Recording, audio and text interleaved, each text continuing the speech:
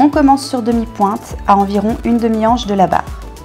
La main intérieure se place bien haute sur la barre avec l'épaule basse. Tu peux commencer à marcher avec 4 pas d'élan en commençant par ta jambe extérieure. On termine donc sur le pied intérieur. De là, tu vas pivoter face à ta barre pour placer ta deuxième main au niveau de la poitrine. Ton pied extérieur se place devant la barre, dans le creux derrière la cheville.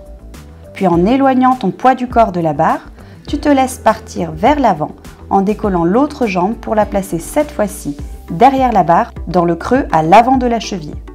Tes 2 genoux sont bien ouverts à l'extérieur et ta barre se retrouve coincée entre tes 2 chevilles.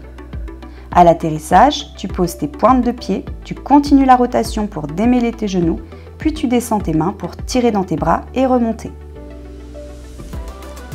Allez, faisons l'autre côté ensemble.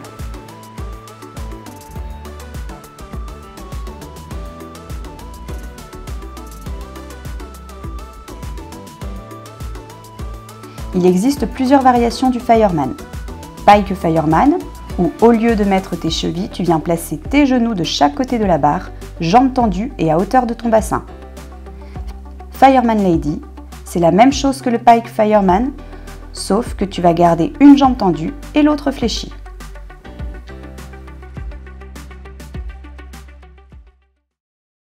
Tu te retrouves pendu par tes bras au moment du Fireman.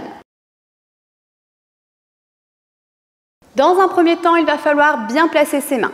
Ta main intérieure se place bien haute, l'autre main se place au niveau de la poitrine, pas plus haute.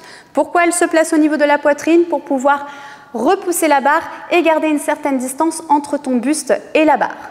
Deuxième chose, ici, il va falloir penser à tirer dans son épaule, donc à travailler épaule basse. C'est quelque chose que tu entendras régulièrement parler en pole dance. Pour cela, il faut que tu penses ici à éloigner ton épaule de ton oreille.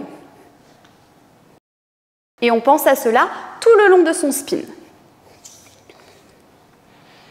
Deuxième petite chose pour le Fireman, parfois il peut te manquer un petit peu d'élan ou ton élan s'arrête. Donc, on va voir 3 points qui peuvent être responsables de ce problème. Le premier point, ça va être ta prise d'élan au départ.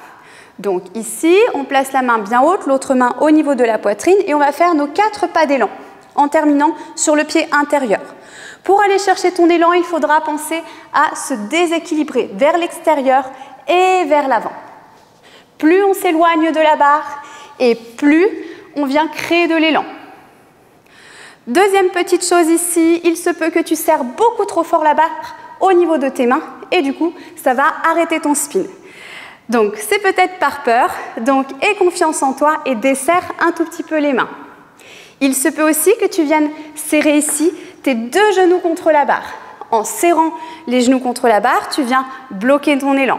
Donc, ouvre bien tes genoux à l'extérieur. Donc, on reprend depuis le début. On place du coup sa main bien haute, l'autre main au niveau de la poitrine. On va faire nos 4 pas d'élan en commençant par le pied extérieur. On finit sur le pied intérieur.